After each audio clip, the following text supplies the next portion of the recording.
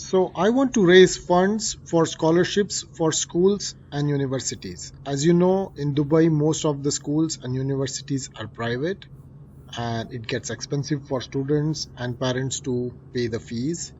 So my plan is to make the world's largest coin sculpture. And to make the world's largest coin sculpture, I'm going to use 1 dirham coin, and I'm going to approach various schools and universities to raise money. And then whatever the money is raised from each school and university will then be given to the schools and universities for scholarships.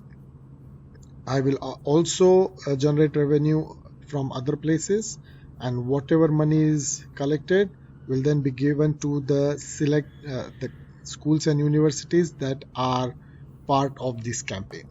So what do you guys think? Is this a good idea?